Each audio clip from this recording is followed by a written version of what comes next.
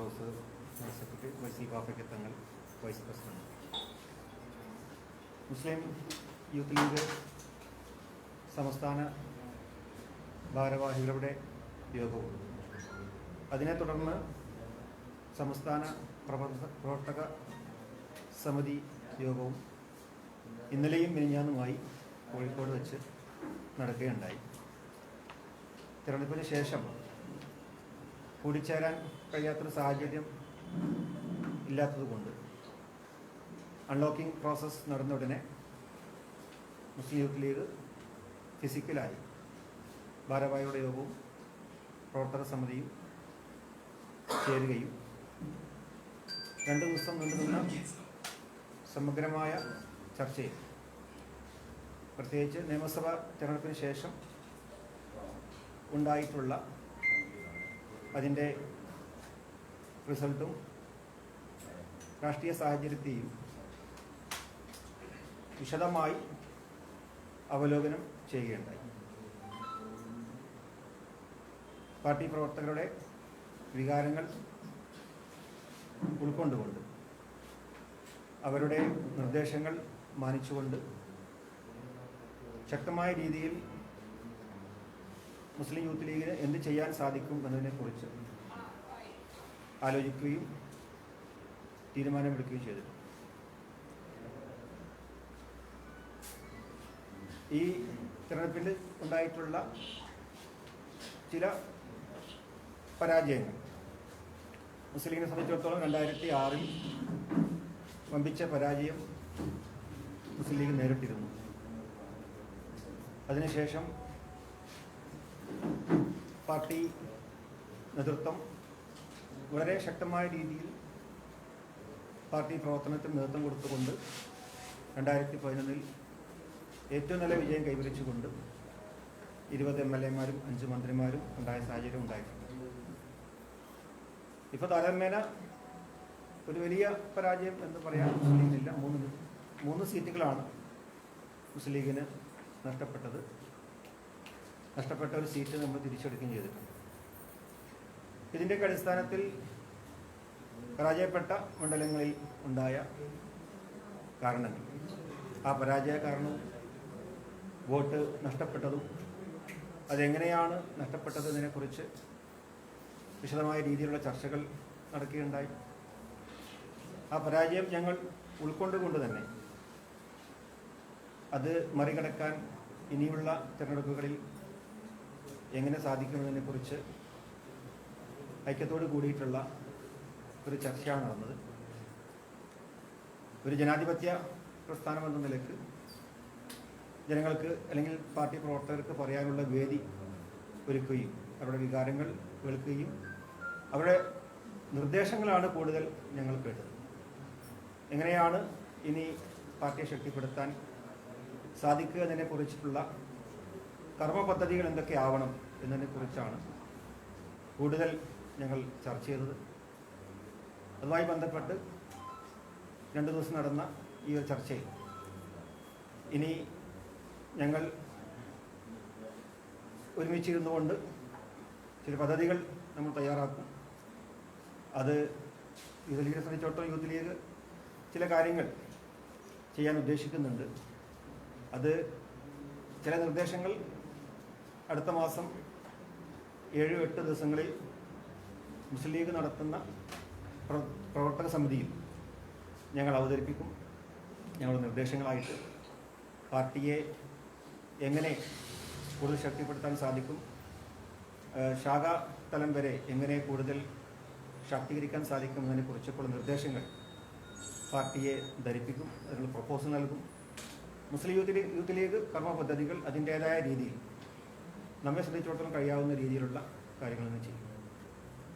ഇപ്പോൾ കഴിഞ്ഞ ഈ ഒരു ദിവസങ്ങളായി മുസ്ലിം യൂത്ത് ലീഗിൻ്റെ എല്ലാ ജില്ലാ കമ്മിറ്റികളും ഇവിടെ നിലവിൽ വരികയുണ്ടായി. ഇനി സംസ്ഥാന കൗൺസിലും പുതിയ കമ്മിറ്റിയും അടുത്ത മാസം ജൂലൈയിൽ നടത്താൻ വേണ്ടി തീരുമാനിച്ചിട്ടുണ്ട്. മുസ്ലിം യൂത്ത് ലീഗിൻ്റെ ഒരു സ്വപ്ന പദ്ധതിയായിട്ടുള്ള ആസ്ഥാന മന്ദിരം, അതിൻ്റെ പണി ഇവിടെ പുരോഗമിച്ചുകൊണ്ടിരിക്കുകയാണ്. ആ പുരോഗമിച്ചുകൊണ്ടിരിക്കുന്ന ആ ബിൽഡിങ്ങിൻ്റെ പണി പൂർത്തീകരിക്കാനുള്ള ശ്രമത്തിലാണ്. ജൂലൈ 30 എന്ന യൂത്ത് ലീഗ് ദിനം, ഭാഷാ സമരത്തെ ഓർക്കുന്ന യൂത്ത് ലീഗ് ദിനത്തിലാണ് അത് ഉദ്ഘാടനം ചെയ്യാൻ വേണ്ടി ഞങ്ങൾ ആഗ്രഹിക്കുന്നത്. ഈ കഴിഞ്ഞ കുറച്ച് ലോക്ക്ഡൗണിൻ്റെ പശ്ചാത്തലത്തിൽ കുറച്ച് സ്ലോ ആയിട്ടുണ്ട്. ജൂലൈ 31 സംസ്ഥാന കൗൺസിൽ നടത്താനും ഞങ്ങൾ യോഗത്തിൽ തീരുമാനിച്ചു. ഇനി ഈ ഒരു ദിവസങ്ങളിൽ മുസ്ലിം യൂത്ത് ലീഗ് നടത്താൻ വേണ്ടി തീരുമാനിച്ചിട്ടുള്ള കാര്യങ്ങൾ, ഒന്ന് ചന്ദ്രിക എന്ന മുസ്ലിം ലീഗിൻ്റെ പത്രം, മുഖപത്രം, അതിൻ്റെ ഓഫ്ലൈനും അതുപോലെ ഓൺലൈനും അതുപോലെ ചന്ദ്രിക ആഴ്ചപ്പതിപ്പ് തുടങ്ങിയിട്ടുള്ള പ്രസിദ്ധീകരണങ്ങളെ കൂടുതൽ വളർച്ചയിലേക്ക് എത്തിക്കാൻ മുസ്ലിം യൂത്ത് ലീഗ് ഏറെ ശ്രദ്ധയോടുകൂടി അത് ചെയ്യാനുള്ള തീരുമാനമെടുത്തിട്ടുണ്ട്. അതുപോലെ സോഷ്യൽ മീഡിയ മുഴുവനായി ഏറ്റെടുക്കാൻ വേണ്ടി മുസ്ലിം യൂത്ത് ലീഗ് തീരുമാനിച്ചിട്ടുണ്ട്. കാരണം സോഷ്യൽ മീഡിയയിൽ പലതും ആധികാരികമല്ലാത്ത പല കാര്യങ്ങൾ, അത് പാർട്ടി പ്രവർത്തകരാണ് എന്ന് ബോധ്യപ്പെടുത്തുന്ന രീതിയിൽ പല മോശപ്പെട്ട രീതിയിലേക്ക് സോഷ്യൽ മീഡിയ പ്രചരണങ്ങൾ പോകുന്ന സാഹചര്യം ഇവിടെ നമ്മൾ കാണാൻ സാധിച്ചിട്ടുണ്ട്. അവരെയൊക്കെ മാറ്റി നിർത്തി പാർട്ടി നിയന്ത്രണത്തിലുള്ള സോഷ്യൽ മീഡിയ സംവിധാനങ്ങൾ ഒരുക്കാൻ മുസ്ലിം യൂത്ത് ലീഗ് തീരുമാനിച്ചിട്ടുണ്ട്.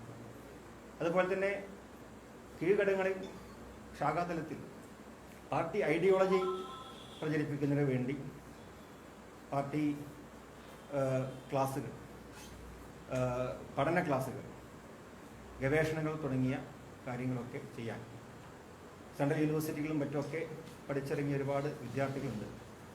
അവരെയൊക്കെ ഉപയോഗിച്ചുകൊണ്ട് പൊളിറ്റിക്കൽ സയൻസിലും രാഷ്ട്രീയ മേഖലയിൽ കഴിവുള്ള ആളുകളെ ഉപയോഗപ്പെടുത്തിക്കൊണ്ട് ശാഖാതലത്തിൽ വരെ പാർട്ടി ഐഡിയോളജി പ്രചരിപ്പിക്കുന്നതിന് വേണ്ടിയിട്ടുള്ള പഠന കേന്ദ്രങ്ങൾ തുടങ്ങാനും അതിന് നേതൃത്വം കൊടുക്കാനും സിദി സാഹിബ് അക്കാഡമി എന്ന പേരിൽ യൂത്ത് ലീഗ് തുടങ്ങിയ ആ അക്കാഡമിയുടെ കീഴിൽ തുടക്കം കുറിക്കാനും അത് തുടരാനും ഉള്ള തീരുമാനമാണ് മുസ്ലിം യൂത്ത് ലീഗ് എടുത്തിട്ടുള്ളത്.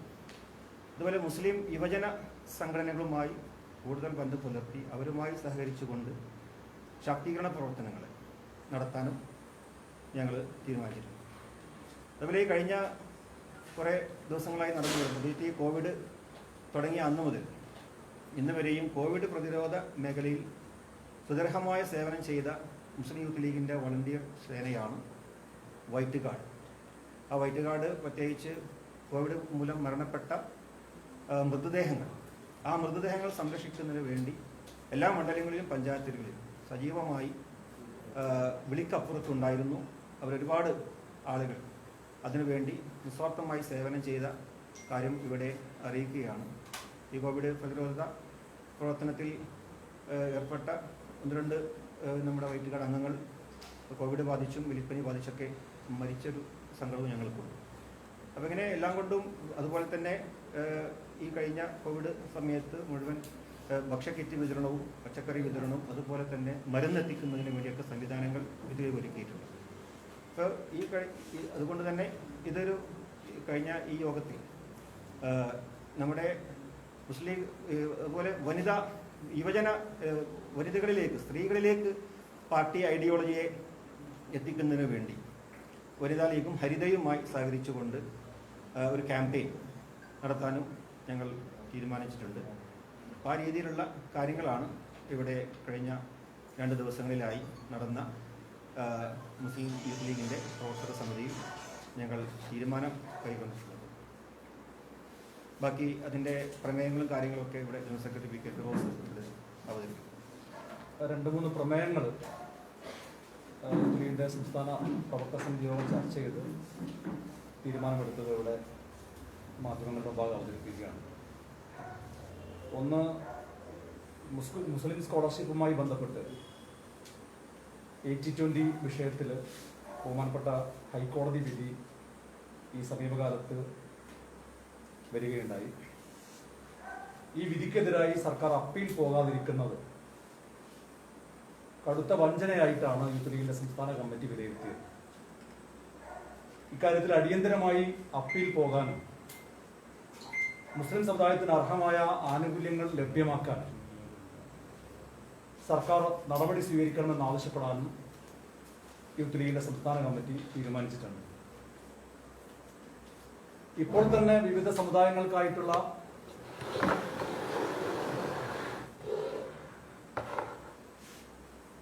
സമുദായങ്ങൾക്കായി ഇപ്പോൾ കേരളത്തിൽ കൊടുത്തുകൊണ്ടിരിക്കുന്ന സ്കോളർഷിപ്പുകൾ, ആ സ്കോളർഷിപ്പുകൾ ലഭിക്കുന്നതിനുള്ള മാനദണ്ഡങ്ങൾ വ്യത്യസ്തമാണ്.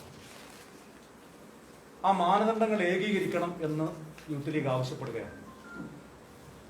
ഉദാഹരണത്തിന് വരുമാന പരിധി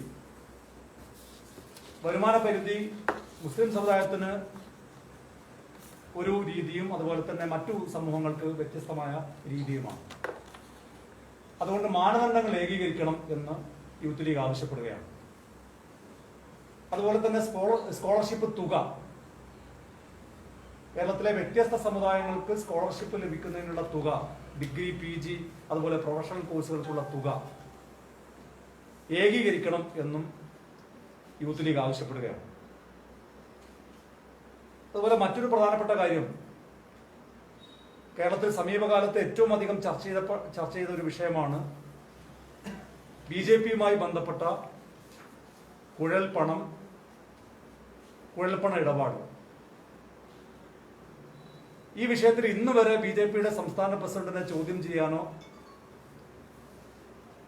അറസ്റ്റ് രേഖപ്പെടുത്താനോ കേരള പോലീസ് തയ്യാറായിട്ടില്ല. ഇന്ത്യയുടെ സാമ്പത്തിക ഭദ്രതയെ തന്നെ തകർക്കുന്ന രീതിയിലുള്ള സാമ്പത്തിക ഇടപാടുകൾ നടത്തിയ BJP സംസ്ഥാന പ്രസിഡന്റ് ഉൾപ്പെടെയുള്ളവർ പ്രതികളാണെന്ന് ന്യായമായും സംശയിക്കപ്പെടുന്ന ഒരു കേസിൽ രാജ്യദ്രോഹ കുറ്റം ചുമത്താൻ കേരള പോലീസ് തയ്യാറായിട്ടില്ല. കേരളത്തിലെ 2 ഇടതുപക്ഷ പ്രവർത്തകർ, വിദ്യാർത്ഥികൾ അലനും താഹയും ഒരു നോട്ടീസ് കൈവശം വെച്ചതിന്റെ പേരിൽ UAPA ചുമത്തി ജയിലിലടച്ച് NIA-ക്ക് കൈമാറിയ കേരള പോലീസ് BJP-യുടെ സംസ്ഥാന പ്രസിഡന്റ് K. സുരേന്ദ്രനോട് മൃദു സമീപനമാണ് സ്വീകരിക്കുന്നത്. രാജ്യദ്രോഹ കുറ്റം ചെയ്ത K. സുരേന്ദ്രനെതിരെ UAPA ചുമത്താനും അദ്ദേഹത്തെ കസ്റ്റഡിയിലെടുത്ത് ചോദ്യം ചെയ്യാനും കേരള പോലീസ് തയ്യാറാകാത്തത് ഒരു പൊളിറ്റിക്കൽ കോംപ്രമൈസിന്റെ ഭാഗമാണോ എന്ന് ന്യായമായും സംശയമുണ്ട്. ഇക്കാര്യത്തിൽ മുഖ്യമന്ത്രിയുടെ നിലപാട് അറിയാൻ കേരളീയ പൊതുസമൂഹത്തിന് താല്പര്യമുണ്ട്. അടിയന്തരമായി K. സുരേന്ദ്രനെ കസ്റ്റഡിയിലെടുത്ത് ചോദ്യം ചെയ്യാൻ കേരള പോലീസ് തയ്യാറാകണം എന്ന് യൂത്ത് ലീഗ് ആവശ്യപ്പെടുകയാണ്. അതുപോലെ മറ്റൊരു പ്രധാനപ്പെട്ട കാര്യം, കേരളത്തിലെ ആരാധനാലയങ്ങൾ വിശ്വാസികൾക്കായി തുറന്നു കൊടുക്കണമെന്ന് വിവിധ മതസമൂഹങ്ങളും പ്രതിപക്ഷവുമൊക്കെ ഒരുപോലെ ആവശ്യപ്പെട്ടിട്ടും അവരാവശ്യപ്പെട്ട രീതിയിൽ ആരാധനാലയങ്ങൾ വിശ്വാസികളുടെ ആരാധനകൾ നിർവഹിക്കാൻ വേണ്ടി തുറന്നു കൊടുത്തിട്ടില്ല. ഇപ്പോൾ പരിമിതമായ രീതിയിൽ മാത്രമാണ് ആരാധനാലയങ്ങൾ തുറന്നു കൊടുത്തിട്ടുള്ളത്. 15-ൽ കൂടുതൽ പേരെ ആരാധനാലയങ്ങളിൽ അനുവദിക്കാൻ പാടില്ല എന്ന നിബന്ധനയാണ് സർക്കാർ മുന്നോട്ട് വെച്ചിട്ടുള്ളത്. ആരാധനാലയങ്ങളുടെ വലുപ്പത്തിനനുസരിച്ച് ആരാധനാലയങ്ങളിൽ നിബന്ധനകൾ ഏർപ്പെടുത്തി വിശ്വാസികൾക്കായി തുറന്നു കൊടുക്കാൻ സർക്കാർ തയ്യാറാകണം. മറ്റെല്ലാം നിർബാധം തുറന്നു കൊടുക്കുമ്പോൾ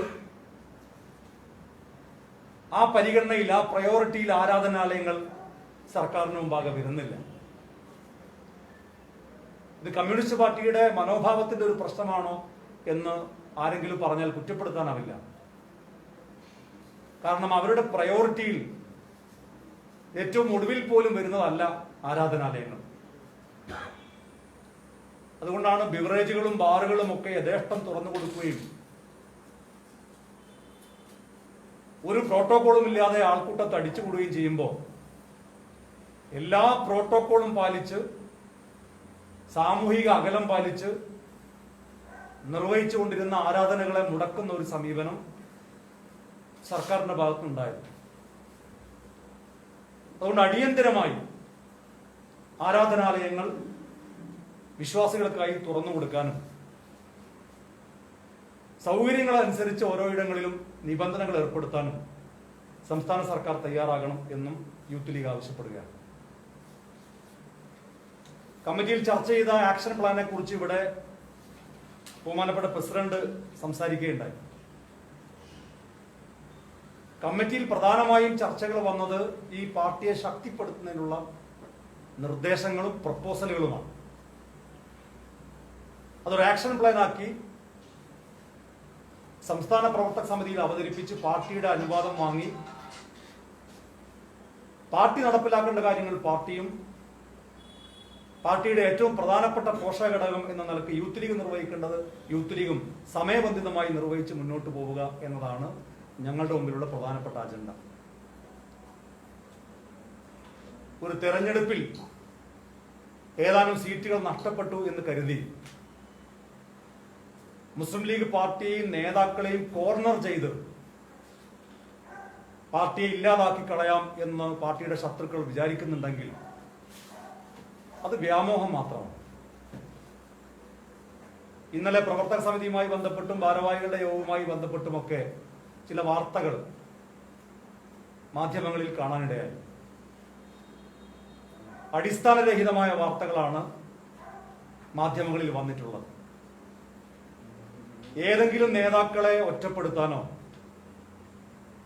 ഏതെങ്കിലും നേതാക്കളെ വ്യക്തിഹത്യ ചെയ്യാനോ ഉള്ള ഒരു ശ്രമവും യൂത്ത് ലീഗിന്റെ ഭാഗത്തുനിന്ന് ഉണ്ടാവില്ല. അത്തരം ഒരു ചർച്ചയും യൂത്ത് ലീഗിന്റെ കമ്മിറ്റികളിൽ ഉണ്ടായിട്ടില്ല. ഞങ്ങൾ ഏറ്റവും കൂടുതൽ നടത്തിയത് സ്വയം വിമർശനമാണ്. ആ സ്വയം വിമർശനത്തിലൂടെ നവീകരണം ഉണ്ടാക്കി അതിനെ തുടർന്നുള്ള ആക്ഷൻ പ്ലാനുകൾ തയ്യാറാക്കി പാർട്ടിയെ ശക്തിപ്പെടുത്തുക എന്ന വെല്ലുവിളിയാണ് ഞങ്ങൾ ഏറ്റെടുക്കാൻ ആഗ്രഹിക്കുന്നത്. അതിന് വിരുദ്ധമായി പാർട്ടിയിൽ വിഭാഗീയതയുണ്ട് എന്നും ചില നേതാക്കളെ യൂത്ത് ലീഗ് എതിർക്കുന്നുണ്ട് എന്നും ചില നേതാക്കളെ യൂത്ത് ലീഗ് അനുകൂലിക്കുന്നുണ്ട് എന്നുമൊക്കെയുള്ള തരത്തിലുള്ള വാർത്തകൾ ചിലരുടെ ഭാവന മാത്രമാണ്. അതിന് ഒരു അടിസ്ഥാനവുമില്ല എന്ന് ആധികാരികമായി പറയാൻ ആഗ്രഹിക്കുക.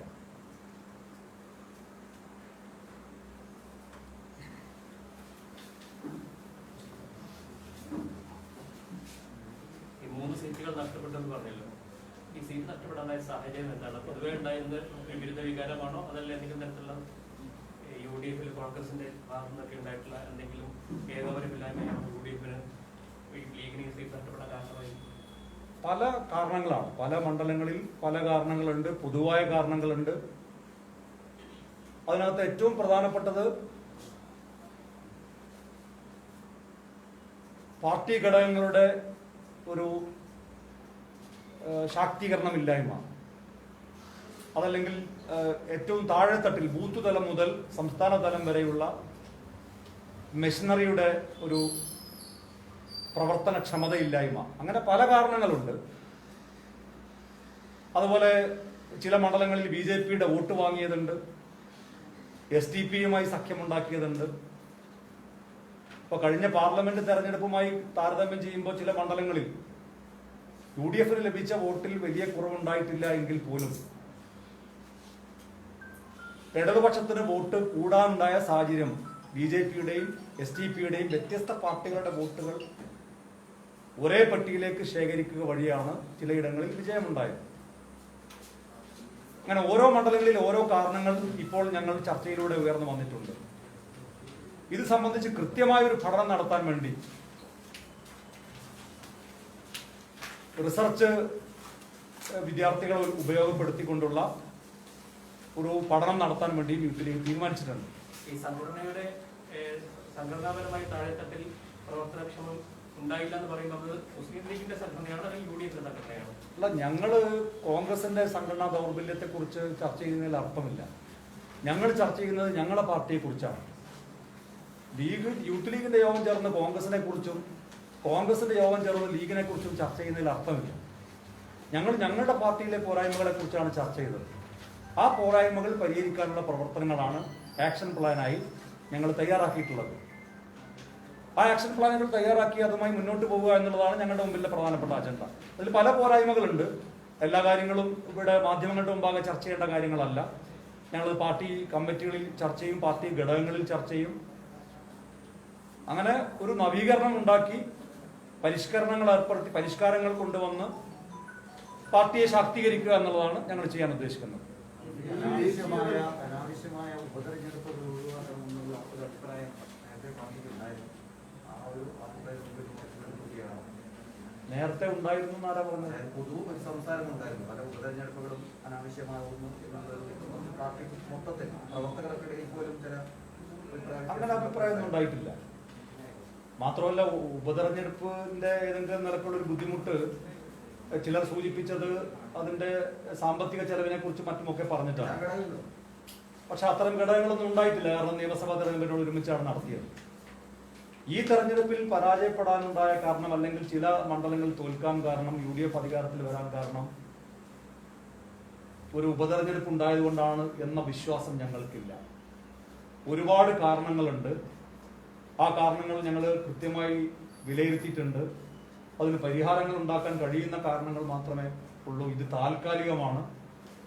ഇപ്പോഴുണ്ടായിട്ടുള്ള ചെറിയ പരാജയം താൽക്കാലികമാണ്. കോൺഗ്രസ് പാർട്ടിക്ക് ഉണ്ടായിട്ടുള്ള പോരായ്മകൾ ശക്തിപ്പെടുത്താനുള്ള തീരുമാനങ്ങൾ ആ പാർട്ടി എടുത്ത് മുന്നോട്ട് പോകുന്നുണ്ട്. അതുപോലെ തന്നെ മുസ്ലിം ലീഗ് പാർട്ടിയിൽ വരുത്തേണ്ട മാറ്റങ്ങൾ ഞങ്ങൾ ഈ യൂത്ത് ലീഗിന്റെ യോഗത്തിന് മുമ്പ് സംസ്ഥാന നേതൃത്വവുമായി, ബഹുമാനപ്പെട്ട ഹൈദരലി ശിഹാബ് തങ്ങളുമായി, സാദിഖ് അലി ശിഹാബ് തങ്ങളുമായി, കുഞ്ഞാലിക്കുട്ടി സാഹിബുമായി, മറ്റു നേതാക്കളുമായി ആശയവിനിമയം നടത്തി. അവർ ഞങ്ങളോട് ആവശ്യപ്പെട്ടത് ഞങ്ങൾ നിർദ്ദേശിക്കുന്ന ഏത് പ്രപ്പോസലും എക്സിക്യൂട്ട് ചെയ്യാൻ പാർട്ടി തയ്യാറാണ്. അതിനുള്ള ആക്ഷൻ പ്ലാനുകളാണ് ഞങ്ങൾ ഇപ്പോൾ തയ്യാറാക്കിയിട്ടുള്ളത്. അതാണ് പാർട്ടിയുടെ മുമ്പാകെ വെക്കാൻ ഉദ്ദേശിക്കുന്നത്. യൂത്ത് ലീഗ് ജനറൽ സെക്രട്ടറി എന്നുള്ള നിലയിൽ താങ്കളുടെ പരാജയം സംഘടന പ്രത്യേകം പഠിക്കുന്നുണ്ടോ അന്വേഷിക്കുന്നുണ്ടോ? ഞങ്ങൾ എല്ലായിടങ്ങളിലും പരിശോധിക്കുന്നുണ്ട്, പഠിക്കുന്നുണ്ട്. യൂത്ത് ലീഗിന്റെ ജനറൽ സെക്രട്ടറി എന്ന നിലക്കുള്ള താനൂരിലുണ്ടായ പരാജയം പഠിക്കുന്നുണ്ട്. അതോടൊപ്പം ഇതിനെ ഉയർന്നു വന്ന വിമർശനങ്ങളിലുണ്ട് ഈ നേതൃത്വത്തിന്റെ അടുത്ത് നിന്നുള്ള വാണിജ്യങ്ങൾ യഥാവിധി ചൂണ്ടിക്കാണിക്കുന്നതിലും തിരുത്തുന്നതിലും ഒരു യുവജന സംഘടന, പോഷക സംഘടന എന്ന് പറയുന്നത് യൂത്ത് ലീഗിന്റെ നേതൃത്വം പരാജയമായിരുന്നു എന്നുള്ള ഒരു വിമർശനം നേർമായിട്ട് പറയുന്നു. അങ്ങനെ നേതൃത്വത്തിൽ ഉണ്ടായിട്ടുണ്ടോ? ഞങ്ങള് നേതൃത്വത്തെ ശക്തിപ്പെടുത്താനുള്ള നിർദ്ദേശങ്ങളാണ് ചർച്ചയിലൂടെ കൊണ്ടുവന്നത്. നേതൃത്വത്തിലെ ഏതെങ്കിലും ഒരു വ്യക്തിയോ അല്ലെങ്കിൽ നേതൃത്വത്തെ പൊതുവായോ പ്രതികളാക്കി ചിത്രീകരിച്ച് അവരാണ് മോശക്കാർ എന്ന ഒരു ധാരണ ഉണ്ടാക്കി അവരെ എതിർക്കുന്നതാണ് ഏറ്റവും വലിയ കാര്യം എന്ന ഒരു പൊതുബോധം ഉണ്ടാക്കി ആ പൊതുബോധത്തിൽ നിൽക്കാനല്ല യൂത്ത് ലീഗ് ആഗ്രഹിക്കുന്നത്.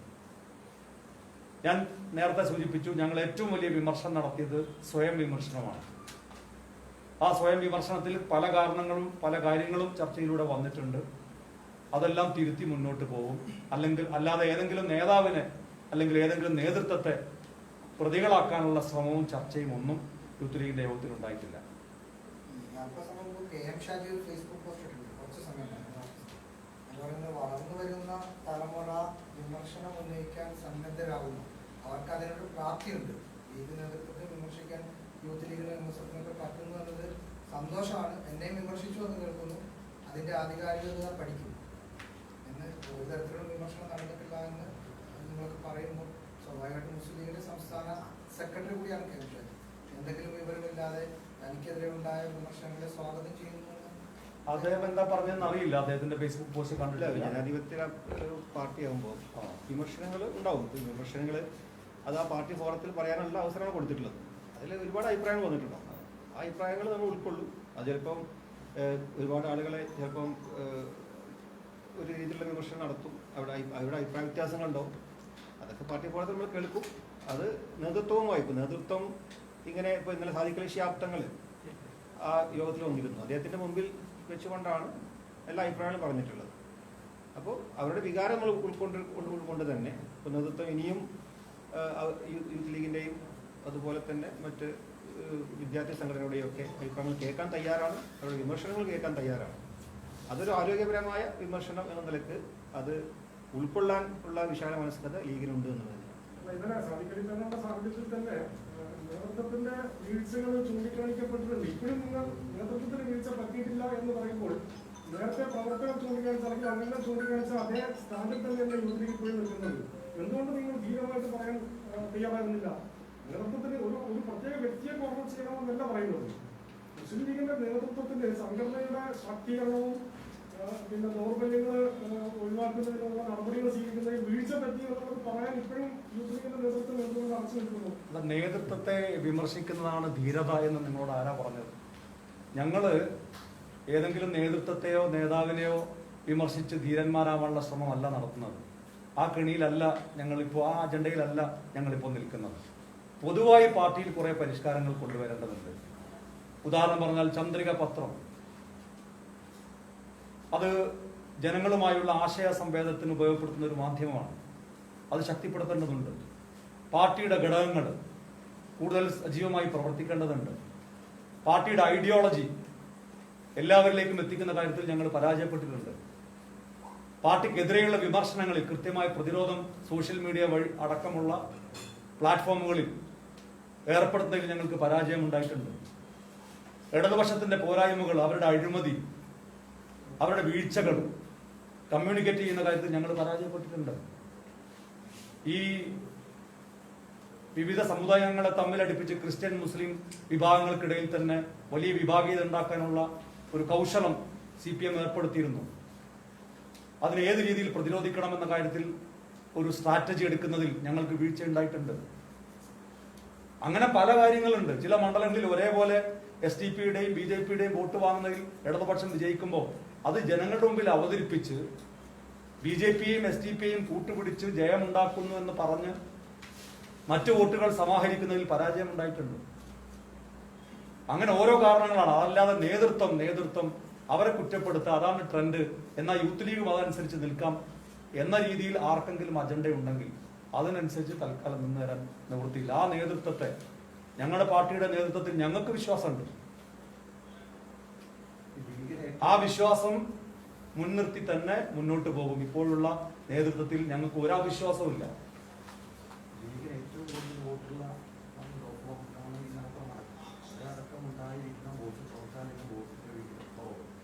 ഏത് തരത്തിലാണ്, അതായത് ഇനി അങ്ങോട്ടുള്ള അത് ലോക്സഭാ തെരഞ്ഞെടുപ്പിന് വേണ്ടി ഒരു വേദി ഒരുക്കുമ്പോൾ ഇനിയുള്ള എങ്ങനെയാണ് നിങ്ങളുടെ ആ ഒരു എന്തുകൊണ്ടായിരിക്കാം ഇത്?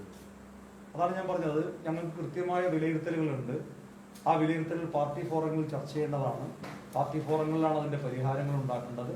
അത് കൃത്യമായി പാർട്ടി മെഷീനറി ഉപയോഗിച്ച് പാർട്ടി സംവിധാനങ്ങളിലൂടെ അതിന്റെ പോരായ്മകൾ പരിഹരിക്കും. ഈ സാധാരണ പ്രവർത്തക സമിതി യോഗത്തില് ലീഗിന്റെ മുതിർന്ന അംഗങ്ങൾ ഏതാണ്ട് കൂടുതൽ സമയം പങ്കെടുക്കുന്ന രീതിയുണ്ടോ? PMS ആണ് ആ യോഗത്തിൽ പങ്കെടുത്തിരുന്നു. അദ്ദേഹം ഇവിടെ കണ്ടു, അഭിസംബോധന ചെയ്ത് പോയി. ഇതിനു മുമ്പ് ഏറ്റവും അവസാനം ചേർന്ന യോഗത്തിൽ BJP വന്നിരുന്നു, കണ്ടുപോയി. ഇന്നലെ മുനവള്ളി തങ്ങൾ ഏതാണ്ട് യോഗം തുടങ്ങി 1-2 സാധിക്കുന്ന യോഗം തുടങ്ങി 1-2 മണിക്കൂർ കഴിഞ്ഞ് വന്ന് അവസാനിച്ചിട്ടാണ് പോയത്. അങ്ങനെ ഒരു രീതിയുണ്ടോ? അഭിപ്രായങ്ങൾക്ക് ചില ഘട്ടങ്ങളിലൊക്കെ അങ്ങനെ അഭിപ്രായങ്ങൾ കേൾക്കാറുണ്ട്. ഞങ്ങൾ സംസ്ഥാന ഭാരവാഹികൾ സംസ്ഥാന നേതൃത്വവുമായി പ്രത്യേകം ഡിസ്കഷൻ നടത്താറുണ്ട്. ഘോഷങ്ങൾ നടത്തുന്ന പരിപാടികളിൽ സ്വാഭാവികമായും നേതൃത്വത്തിനെതിരെ ഏതെങ്കിലും തരത്തിൽ വിമർശനം ഉന്നയിക്കും. യൂത്ത് ലീഗിനകത്ത് ഒരു വേദിയാണ് യൂത്ത് ലീഗിന്റെ പ്രവർത്തക സമിതി. അപ്പം ആ വിമർശനം ആർക്കെതിരെയാണോ ഉന്നയിക്കേണ്ടത് അത്തരം ആളുകൾ, ഞാൻ വ്യക്തിയല്ല പറയുന്നത്, ലീഗിന്റെ പ്രതിനിധി എന്ന നിലയിൽ അത്തരം ആളവിടെ ഇരിക്കുമ്പോൾ ആർക്കെങ്കിലും പറയാൻ പറ്റുമോ? പ്രത്യേകിച്ച് പാണക്കാട് നിന്നൊക്കെ ഒരാൾ വന്നിരിക്കുമ്പോൾ ആരെങ്കിലും എന്തെങ്കിലും പറയാനുണ്ടെങ്കിൽ തന്നെ പറയുമോ? അങ്ങനെ പറയുന്നതിനൊന്നും യാതൊരു തടസ്സവുമില്ല. പറയാനുള്ള സ്വാതന്ത്ര്യം കൊടുത്തിട്ടുണ്ട്. അത് തങ്ങൾ തന്നെ യൂത്ത് ലീഗിന്റെ പ്രസിഡന്റ് എന്ന നിലയ്ക്ക് യൂത്ത് ലീഗിന്റെ യോഗങ്ങളിൽ ഈ സാധിക്കൽ തങ്ങൾ വന്നില്ലെങ്കിലും മണ്ണപ്പള്ളി തങ്ങളാണ് പ്രസിഡന്റ്. തങ്ങൾ തന്നെ തുടക്കത്തിൽ തന്നെ പറഞ്ഞത് എന്തും പറയാമെന്നാണ്. അതിനുള്ള സ്വാതന്ത്ര്യമുണ്ട്. അതിനൊന്നും യാതൊരു തടസ്സവുമില്ല. അങ്ങനെ പറയുന്നതിന്റെ പേരിൽ എന്തെങ്കിലും പ്രയാസങ്ങളുമില്ല. പക്ഷേ ഞാനിപ്പോൾ പറഞ്ഞത് ചില അജണ്ടകൾ ഇവിടെ സെറ്റ് ചെയ്തിട്ടുണ്ട്. അത് ആ അജണ്ടക്കനുസരിച്ചല്ല ഞങ്ങളുടെ ചർച്ചകളുള്ളത്. ഞങ്ങളുടെ ചർച്ച കൃത്യമായ ഒരു ആക്ഷൻ പ്ലാനിനെ ബേസ് ചെയ്തിട്ടുള്ള ചർച്ചയാണ്. അതിൽ പല വിമർശനങ്ങളും ഉണ്ടായിട്ടുണ്ട്. ഇവിടെ ഒരു വിമർശനം ഉണ്ടായിട്ടില്ല എന്ന് ഞങ്ങൾ പോലും പറയുന്നില്ല. പല വിമർശനങ്ങൾ ഉയർന്നു വന്നിട്ടുണ്ട്. ആ വിമർശനങ്ങളിൽ ഏറ്റവും കൂടുതൽ വന്നത് സ്വയം വിമർശനമാണ്. മറ്റുള്ളവരിൽ പഴിചാരി രക്ഷപ്പെടുക എന്നത് ഒട്ടും ശരിയായ കാര്യമല്ല. അതൊരു എസ്കേപ്പിസമാണ്.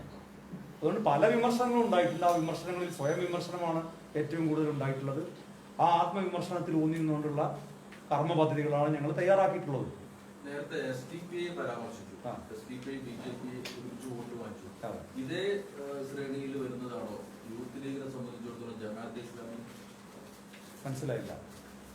SDPയുടെയും BJPയുടെയും വോട്ട് ഒരേ സമയം ഇടതുപക്ഷം വാങ്ങിച്ചു എന്ന് നേരത്തെ പറഞ്ഞു. അതെ.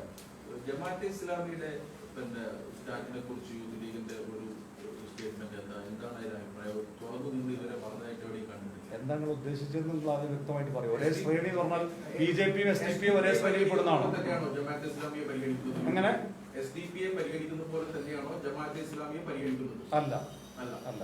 രണ്ട് സ്റ്റാൻഡാണ്. രണ്ട് സ്റ്റാൻഡാണ്. BJPയെ പരിഗണിക്കുന്നത് പോലെ അല്ല SDPയെ പരിഗണിക്കുന്നത്. അത് വേറെ സ്റ്റാൻഡാണ്. ഓരോന്നിന്റെ സ്റ്റാൻഡാണ്. ഈ തെരഞ്ഞെടുപ്പ് പരാജയം സംഭവിച്ചതിന് ശേഷം കോൺഗ്രസ് ഇപ്പോൾ തിരുത്തലുകൾ വരുത്തിയിട്ട് പ്രതിപക്ഷ നേതാവിനെ മാറ്റി KPCC അധ്യക്ഷൻ മാറി പാർട്ടിയുടെ താഴെ തട്ട് മുതൽ അഴിച്ചുപണിയുടെ ശ്രമങ്ങൾ തുടങ്ങി നല്ല പോലെ കാണുകയും ചെയ്തു. മറുവശത്ത് മുസ്ലിം ലീഗ് അന്ന് തന്നെ പറഞ്ഞതാണ് ഇതേപോലെയുള്ള തിരുത്തലുകൾ പാർട്ടിയിൽ ഉണ്ടാകും, അഴിച്ചുപണി ഉണ്ടാകും, പുതിയ നേതൃത്വം വരും എന്നൊക്കെ. ഇത്ര നാളായിട്ടും മുസ്ലിം ലീഗിന് അങ്ങനെ ഒരു ചർച്ചകളോ അത് സംബന്ധിച്ചുള്ള ഒരു മുമ്പ് പറഞ്ഞതുപോലെ തന്നെ തെരഞ്ഞെടുപ്പ് പരാജയത്തിന്റെ ഒരു വിശകലനം പോലും കൃത്യമായി നടന്നിട്ടുണ്ടോ എന്നുള്ളൊരു സംശയമാണ്. അല്ല, ഓരോ പാർട്ടിക്കും ഓരോ രീതിയുണ്ട്. കോൺഗ്രസ് പാർട്ടിയുടെ രീതി ആയിക്കൊള്ളണമെന്നില്ല ലീഗിനുള്ളത്, ലീഗിന്റെ സമീപനവും രീതിയും ആയിക്കൊള്ളണമെന്നില്ല CPM-നുള്ളത്. ഓരോ പാർട്ടിക്കും അതിൻ്റെതായ രീതിയുണ്ട്. ലീഗിനെ സംബന്ധിച്ചിടത്തോളം ലീഗ് വിശകലനത്തിന് വേണ്ടി 2 ദിവസത്തെ ക്യാമ്പ് തന്നെ പ്രത്യേകം വിളിച്ചു ചേർത്തിട്ടുണ്ട്. അത് ഇത്രയും വൈകിയത് മനഃപൂർവ്വമല്ല. ഇതങ്ങ് വിലയിരുത്തി കളഞ്ഞാൽ എന്തെങ്കിലും പ്രശ്നമുണ്ടാകുമെന്ന് ധരിച്ച് മനഃപൂർവ്വം വിലയിരുത്താതിരുന്നതല്ല. ലോക്ക്ഡൌണിന്റെ പശ്ചാത്തലത്തിൽ യോഗം ചേരുന്നതിനുള്ള തടസ്സങ്ങൾ കാരണമാണ് വൈകിയത്. അത് ആ 7-8 തീയതികളിൽ 2 ദിവസം ചേരുന്നുണ്ട്. പിന്നെ നേതൃതലത്തിലുള്ള അഴിച്ചുപണി, പുതിയ തലമുറക്ക് പിന്നെ പാർട്ടിയിലേക്ക് കൂടുതൽ കൊണ്ടുവരുന്നതിനുള്ള, പാർട്ടി സംവിധാനങ്ങളിലേക്ക് അവരെ കൊണ്ടുവരുന്നതിനുള്ള നിലപാടുകളൊക്കെ പാർട്ടിക്കുണ്ട്, യാതൊരു സംശയമില്ല. അതിനൊക്കെ വേണ്ടിയിട്ടാണ് മെമ്പർഷിപ്പ് പ്രവർത്തനം ആരംഭിക്കാൻ വേണ്ടി ലീഗ് തീരുമാനമെടുത്തത്. അത് ഒരാഴ്ചക്കുള്ളിൽ പെട്ടെന്ന് എന്തെങ്കിലും ഒരു മാറ്റം വരുത്തി തൽക്കാലത്തേക്കുള്ള അങ്ങനെയുള്ള ഒരു പദ്ധതിയല്ല, ദീർഘകാലത്തേക്കുള്ള പദ്ധതിയാണ്. അതിന് മെമ്പർഷിപ്പ് അടിസ്ഥാനത്തിൽ തന്നെ താഴെ തട്ട് മുതൽ പാർട്ടിയിൽ സമൂലമായ മാറ്റങ്ങളുണ്ടാകും. കോൺഗ്രസിൽ ഉണ്ടായതുപോലെ ഒരു നേതൃമാറ്റം ലീഗിൽ ഉണ്ടാകണം എന്ന് യൂത്ത് ലീഗ് ആഗ്രഹിക്കുന്നുണ്ട്. ഞങ്ങൾ ഏതെങ്കിലും വ്യക്തി മാറണമെന്നോ അല്ലെങ്കിൽ ഒരു വ്യക്തിയെ മാറ്റി പുതിയൊരു വ്യക്തി വന്നാൽ എന്തെങ്കിലും മാറ്റം ഉണ്ടാകുമോ എന്ന നിലക്കല്ല ഇതിനെ കാണുന്നത്. ഞങ്ങൾ സമഗ്രമായിട്ടുള്ള ഒരു പരിഷ്കാരത്തെ സംബന്ധിച്ചുള്ള ഞങ്ങളുടെ ചില പ്രപ്പോസലുകളുണ്ട്. അത് പല കാര്യങ്ങളെക്കുറിച്ചുമുണ്ട്, ഏതെങ്കിലും ഒരു കാര്യത്തെ സംബന്ധിച്ചല്ല. അത് പാർട്ടി ഘടകങ്ങളിൽ വരേണ്ട അതിലൊരു ഘടകം മാത്രമാണ്. പാർട്ടി ഘടകങ്ങളിൽ പുതിയ തലമുറ അടക്കമുള്ളവർ വരേണ്ടതിന്റെ ആവശ്യകത. അത് ആവശ്യമായ രീതിയിലുള്ള നിർദ്ദേശങ്ങൾ ആ നിലക്ക് വരും. അതുപോലെ പല കാര്യങ്ങളെക്കുറിച്ച് ഞങ്ങൾക്ക് നിർദ്ദേശമുണ്ട്. അത് ഒരു സമഗ്രമായിട്ടൊരു പ്രപ്പോസലായിട്ട് തന്നെ ഞങ്ങൾ സംസ്ഥാന ക്യാമ്പിൽ കമ്മിറ്റിയിൽ അവതരിപ്പിക്കാനാണ് തീരുമാനിച്ചിട്ടുള്ളത്. ഈ സംഘടനാപരമായിട്ട് ചില പ്രയാസങ്ങളുണ്ടെന്ന് പറഞ്ഞല്ലോ, അത് യൂത്ത് ലീഗിന്റെയും കാര്യമാണ്. അപ്പൊ നിങ്ങൾ ഉൾപ്പെടുന്ന UDF-ന്റെ ഭാഗത്ത് ഈ രീതിയിൽ മെച്ചപ്പെടേണ്ടതുണ്ട് മൊത്തത്തിൽ എന്നൊരു അഭിപ്രായം? തീർച്ചയായിട്ടും UDF-ഉം കൂടുതൽ മെച്ചപ്പെടേണ്ടതുണ്ട്, യാതൊരു സംശയവുമില്ല. UDF-ന്റെ പിന്നെ പോരായ്മയും ഈ തെരഞ്ഞെടുപ്പിൽ പ്രതിഫലിച്ചിട്ടുണ്ടെന്ന് പ്രത്യേകിച്ച് പറയേണ്ട കാര്യമില്ല. അത് ജനറലായിട്ട് എല്ലാവർക്കും അറിയാവുന്ന കാര്യമാണ്. അത് UDF സ്വയം സമ്മതിച്ചിട്ടുണ്ട്, UDF-നകത്തുള്ള ഓരോ കക്ഷികളും സമ്മതിച്ചിട്ടുണ്ട്. അതാത് കക്ഷികൾ അതിനകത്ത് പ്രശ്നങ്ങൾ പരിഹരിച്ച് മുമ്പോട്ട് പോകുക എന്നുള്ളതാണ് അതിന് പരിഹാരമായിട്ടുള്ളത്. പാർട്ടി ഘടകങ്ങളുടെ ഒരു ശാക്തീകരണം ഉണ്ടായിരുന്നു, ബൂത്ത് തലം പോലുള്ള നിർജീവതയും തെരഞ്ഞെടുപ്പ് പരാജയത്തിന്റെ കാരണങ്ങളിൽ ഒന്നാണെന്ന് പറഞ്ഞു. അത് എന്താണെന്നാണ്, അത് കാരണം എന്താണെന്നാണ് നിങ്ങളുടെ വിലയിരുത്തൽ? അങ്ങനെ നിർജീവത ഉണ്ടാവാൻ എന്താണ് കാരണമായത്? നിർജീവതയല്ല, ഒന്നുകൂടി നമ്മൾ ഗൗരവമായി പൊളിറ്റിക്കലായി നമ്മൾ ഇടപെടേണ്ടതുണ്ട്. ഒരുപാട് ഘടകങ്ങൾ അതിലുണ്ട്. അപ്പോൾ നമുക്കിതുവരെ ഈ കഴിഞ്ഞ ഒരുപാട് തെരഞ്ഞെടുപ്പുകളൊക്കെ നല്ല രീതിയിലുള്ള മുന്നേറ്റം നമുക്ക് കൈവരിക്കാൻ സാധിച്ചിട്ടുണ്ട്. പക്ഷേ ഇപ്പോഴത്തെ സാഹചര്യത്തിൽ തെരഞ്ഞെടുപ്പിലെ ചില പരാജയങ്ങൾ അത് വിലയിരുത്തുമ്പോൾ അപ്പോൾ നമ്മളെ ഒരു തെരഞ്ഞെടുപ്പിനെ നേരിടുക മാത്രമല്ല, അതിനപ്പുറത്തേക്ക് പാർട്ടിയെ ഒന്നുകൂടി പുതിയ ഒരുപാട് തലമുറകൾ വളർന്നുകൊണ്ടിരിക്കുന്നുണ്ട്. അവരിലേക്ക് പാർട്ടി ഐഡിയോളജി എത്തിക്കുക എന്നുള്ള ഒരു ബോധ്യത്തിൻ്റെ അടിസ്ഥാനത്തിലാണ് അത്തരത്തിലുള്ള ഒരു ക്യാമ്പയിൻ കൂടി തുടങ്ങുന്നത്. സത്യത്തിൽ ഈ ഒരു തെരഞ്ഞെടുപ്പിൽ ഇത്തരം പാർട്ടിയെ നയിക്കാൻ ഒരു നേതൃത്വം ഉണ്ടാകുമ്പോഴാണ് സത്യത്തിൽ ഇങ്ങനെയുള്ള ഒരു സജീവത ഉണ്ടാവുക. പക്ഷെ ഉന്നതാധികാര സമിതിയിലെ അല്ലെങ്കിൽ പാർലമെന്ററി ബോർഡിലെ അംഗങ്ങളിൽ ഭൂരിഭാഗവും ഈ പാർട്ടിയെ നയിക്കേണ്ടവർ ഭൂരിഭാഗവും മത്സരരംഗത്തായിരുന്നു. അവർക്ക് അവരുടെ മണ്ഡലത്തിൽ കോൺസെൻട്രേറ്റ് ചെയ്യേണ്ടി വന്നു. ഈ വിഷയത്തെ എങ്ങനെയാണ് യൂത്തിലേക്ക് അഡ്രസ് ചെയ്യുന്നത്? അല്ല, മുസ്ലിം ലീഗിന്റെ പാരമ്പര്യം അനുസരിച്ച് ഉന്നതാധികാര സമിതി നിന്ന് നിലനിന്നൊരു സംവിധാനം, അതിലുള്ള ആളുകൾ മത്സരിച്ചിട്ടുണ്ട്. എങ്കിൽ പോലും തെരഞ്ഞെടുപ്പ് നടത്താൻ UDF-ന്റെ മുസ്ലിം ലീഗിന്റെ നേതാക്കൾ സജീവമായി രംഗത്തുണ്ടായിട്ടുണ്ട്. അതുകൊണ്ട് അങ്ങനെ ഒരു എല്ലാവരും മത്സരിക്കുന്നത് കൊണ്ട് അങ്ങനെയൊരു വീഴ്ച ക്യാമ്പയിൻ രംഗത്ത് വന്നു എന്നുള്ളത് കരുതുന്നില്ല. കാരണം മത്സരിച്ച ആളുകൾ നേതാക്കളൊക്കെ ക്യാമ്പയിന് പോയിട്ടുണ്ട്. ഇലക്ഷൻ നടത്താൻ അവരുടെ ലീഡർഷിപ്പ് ഉണ്ടായിരുന്നു. അങ്ങനെ ഒരു കൂട്ടുത്തരവാദിത്തത്തോടു കൂടി ചെയ്ത അഖിൽ ഷിഹാബ് തങ്ങളടക്കമുള്ള പാർട്ടിയുടെ നേതൃത്വം ഇതൊരു തുടക്കം മുതൽ പാർട്ടി സ്ഥാനാർത്ഥി നിർണയം മുതൽ അവസാന ഘട്ടം വരെയും മുസ്ലിം ലീഗിൻ്റെ നേതൃത്വം വളരെ ശക്തമായി ഇലക്ഷൻ നയിക്കുന്നതിന് വേണ്ടി അതിന് മെഷീനറിയായി പ്രവർത്തിക്കാൻ സാധിച്ചിട്ടുണ്ട് എന്നുള്ളത് തന്നെയാണ് ഞങ്ങൾ വിലയിരുത്തുന്നത്. Thank you.